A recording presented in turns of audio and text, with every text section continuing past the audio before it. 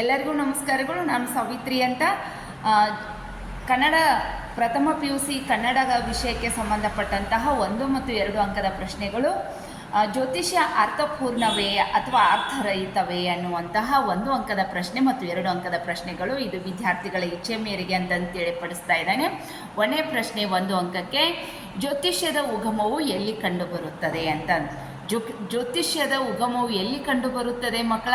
ಖಗೋಳಶಾಸ್ತ್ರದಲ್ಲಿ ಜ್ಯೋತಿಷ್ಯದ ಉಗಮವು ಕಂಡುಬರುತ್ತದೆ ಅಂತಂದು ಬರೀರಿ ಮಕ್ಕಳ. ಇನ್ನು 2ನೇ ಪ್ರಶ್ನೆ ಏನಪ್ಪ ಅಂತಂದರೆ, ಯಾವುದು ಹಾಸ್ಯಾಸ್ಪದ ಸಂಗತಿ ಅಂತಂದು. ಮಾನವನ ಗುಣಗಳನ್ನು ಗ್ರಹಗಳಿಗೆ ಹೋಲಿಸುವುದು ಹಾಸ್ಯಾಸ್ಪದದ ಸಂಗತಿ ಅಂತಂದು ಬರೀರಿ ಮಕ್ಕಳ. ಜಾತಕಗಳನ್ನು ಹೇಗೆ ಬರೆಯಲಾಗುತ್ತದೆ ಅಂತಂದು. 3ನೇ ಪ್ರಶ್ನೆ, ಜ್ಯೋತಿಷ್ಯದ ಆಧಾರದ ಮೇಲೆ ಜಾತಕಗಳನ್ನು ಬರೆಯಲಾಗುತ್ತಿದೆ. ಜಾತಕಗಳನ್ನು ಜ್ಯೋತಿಷ್ಯದ ಆಧಾರದ ಮೇಲೆ ಬರೆಯಲಾಗುತ್ತಿದೆ ಅಂತಂದು ಬರೀರಿ. ಜ್ಯೋತಿಷಿಗಳ ಭವಿಷ್ಯವಾಣಿ ಓದಲು ಹೇಗಿರುತ್ತದೆ? ಜ್ಯೋತಿಷಿಗಳ ಭವಿಷ್ಯವಾಣಿ ಓದಲು ತಮಾಷೆಯಾಗಿರುತ್ತದೆ ಅಂತಂದು ಬರೀರಿ ಮಕ್ಕಳ. ಜನ ನಿರಾಶೆ ಸಮಸ್ಯೆಗಳಿದ್ದಾಗ ಯಾವುದರ ಮೊರೆ ಹೋಗುತ್ತಾರೆ? ಜನಗಳಿಗೆ ನಿರಾಸೆ ಮತ್ತು ಸಮಸ್ಯೆಗಳು, ಕಷ್ಟ, ನೋವುಗಳು ಇದ್ದಾಗ ಜ್ಯೋತಿಷ್ಯದ ಮೊರೆ ಹೋಗುತ್ತಾರೆ. ಆಮೇಲೆ ಮುಂದಿನ ಪ್ರಶ್ನೆ, ಜ್ಯೋತಿಷ್ಯ ಮುಗ್ಧ ಜನರನ್ನು ಹೇಗೆ ಶೋಷಿಸುತ್ತದೆ? ಜ್ಯೋತಿಷ್ಯ ಮುಗ್ಧ ಜನರನ್ನು ಭಯದಲ್ಲಿರಿಸಿ ಶೋಷಿಸುತ್ತದೆ. ಇನ್ನು 7ನೇ ಪ್ರಶ್ನೆ, 7ನೇ ಪ್ರಶ್ನೆ, ಮೂಢನಂಬಿಕೆಗಳಿಂದ ಉಂಟಾಗುವ ಅಪಾಯ ಎಂಥದು?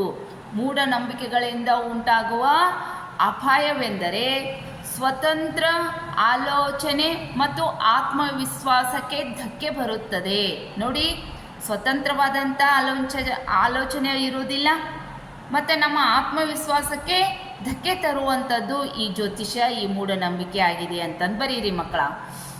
ಇನ್ನು ಏನಪ್ಪ ಅಂತಂದರೆ, ವಾಯು ಜಲಮಾಲಿನ್ಯಕ್ಕಿಂತ ಯಾವುದು ಹೆಚ್ಚು ಅಪಾಯಕಾರಿಯಾಗಿರುತ್ತದೆ ಅಂತ. ವಾಯು ಜಲಮಾಲಿನ್ಯಕ್ಕಿಂತ ಮೂಢನಂಬಿಕೆಯನ್ನು ನಂಬುವುದು ಹೆಚ್ಚು ಅಪಾಯಕಾರಿಯಾಗಿರುತ್ತದೆ. ಅಥವಾ ಮೂಢನಂಬಿಕೆ ಅಂತಂದು ಬರೆದ್ರು ನಿಮಗೆ ಬರ್ತಾ ಇದೆ. ಇಷ್ಟು 1 ಅಂಕದ್ದು. ಇನ್ನು 2 ಅಂಕದ್ದು, ವಿಜ್ಞಾನದ ಸಿದ್ಧಾಂತಗಳು ಹೇಗೆ ರೂಪುಗೊಳ್ಳುತ್ತವೆ?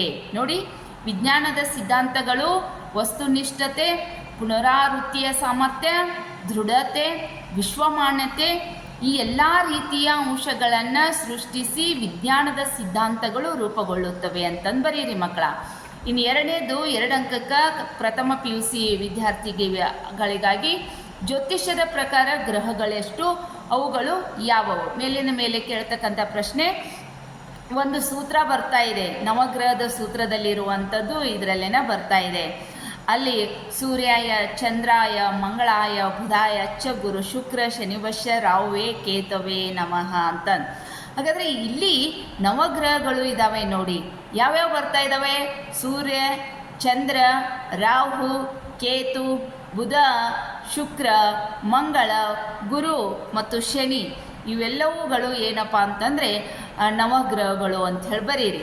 ಇನ್ನು 3ನೇ ಪ್ರಶ್ನೆ, ರಾಹುಕಾಲ, ಗುಳಿಗೆ ಕಾಲ, ಯಮಗಂಡ ಕಾಲಗಳ ಬಗ್ಗೆ ಲೇಖಕರ ಅಭಿಪ್ರಾಯವೇನು ಅಂತಂದರೆ, ರಾಹುಕೇತುಗಳು ಅಸ್ತಿತ್ವದಲ್ಲಿಯೇ ಇಲ್ಲದಿರುವಾಗ ಸಹಜವಾಗಿಯೇ ರಾಹುಕಾಲ, ಗುಳಿಗೆ ಕಾಲ, ಯಮಗಂಡ ಕಾಲಗಳಿಗೆ ಅರ್ಥವೇ ಇರುವುದಿಲ್ಲ ಎಂದು ಲೇಖಕರು ಅಭಿಪ್ರಾಯ ಪಡುತ್ತಾರೆ.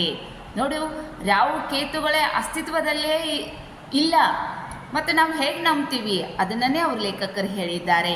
ಇನ್ನು ಬುದ್ಧನ ವಿನಯ ಪೀಠಿಕಾ ಗ್ರಂಥದಲ್ಲಿ ಯಾರಿಂದ ದೂರ ಇರಬೇಕೆಂದು ಅವರು ಎಚ್ಚರಿಕೆಯನ್ನು ನೀಡ್ತಾ ಇದ್ದಾರಪ್ಪ ಅಂತಂದರೆ,